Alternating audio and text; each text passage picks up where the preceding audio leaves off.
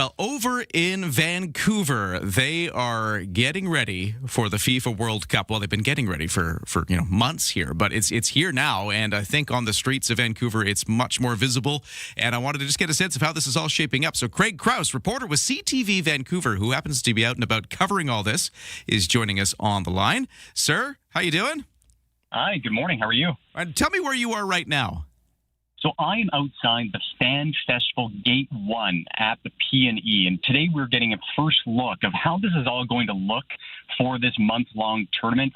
We haven't been able to get inside quite yet, so this morning we are going to get a media tour of how everything's shaping up and what's going to be included. We know the big screen at the new amphitheater will be playing the games that will be getting tomorrow morning when the gates open at 10 a.m. They'll be having the games that will be happening across the continent, as well as the games that will be happening in BC Place. But you can feel the excitement. I'm looking out onto the street right now, and all you can see is FIFA World Cup 2026 signs. And, Vancouver's getting prepared and ready for these games to begin. So you live in Vancouver. Does it, you're there right now for this event, but just when you're going about your daily lives, is the city kind of different because of all this right now?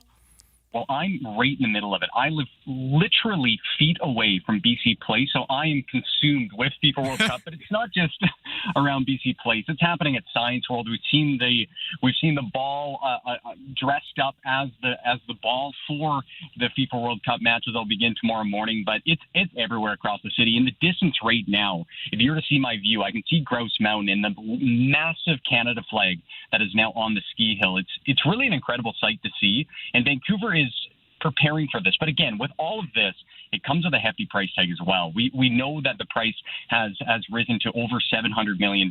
That's the estimate. Just for safety alone and security, $242 million. And that's covering police, firefighters, paramedics, and other emergency services.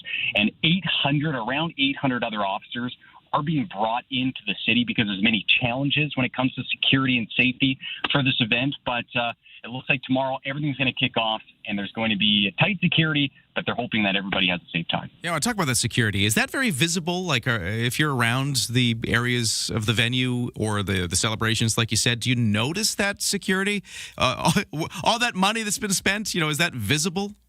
You do in a way. So right now, just off to my left, I'm at the corner of Renfrew and East Hastings, and you can see that there's been surveillance cameras installed for this area. That's something that they're also doing around BC Place as well. And you're not seeing a large police presence at this point, but security is en masse. We're seeing security pretty much lined around BC Place, and I believe that's about 24/7. I go for early morning runs, and I see them out there at like 5:30 in the morning. So I'm assuming that they're overnight as well as they try to build these constructions for the fans outside of BC Place that's heavily guarded.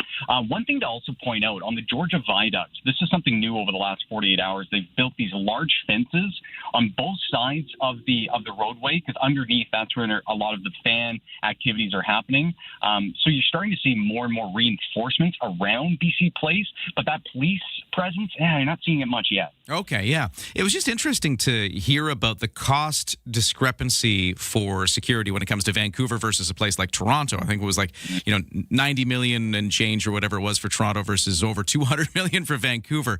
Is that the reason why? I mean, you've kind of talked about the geography a little bit. You got overpasses right over this. It's like right in the city versus sort of a little outside in an area that's easier to kind of corral. Is that why it costs so much for Vancouver? Just the fact that it is so central?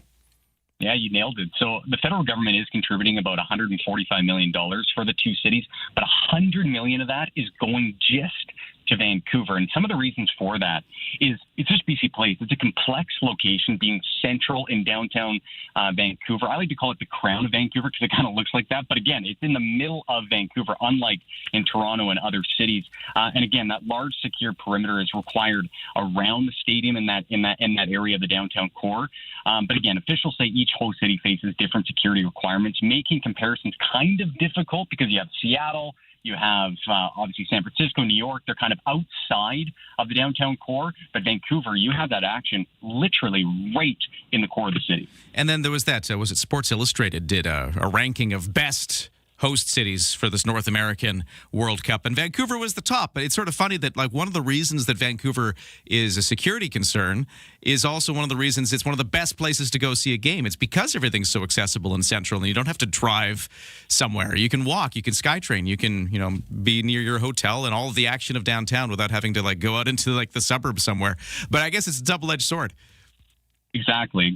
And I think that's why the province is kind of banking on this event. We all know Vancouver is the most beautiful city in the world. I've been all over the world. It's a world-class city. You've got the mountains, you've got the ocean, and then obviously you have all your sporting venues in the core of the city. And the province, though, they're banking on the beauty and the attraction of the West Coast. And they're expecting hundreds of millions of dollars over the next few years to kind of add to the economy based off of this event. And that's why the price has risen so much, but they're hoping that can kind of chip away at it over the next decade.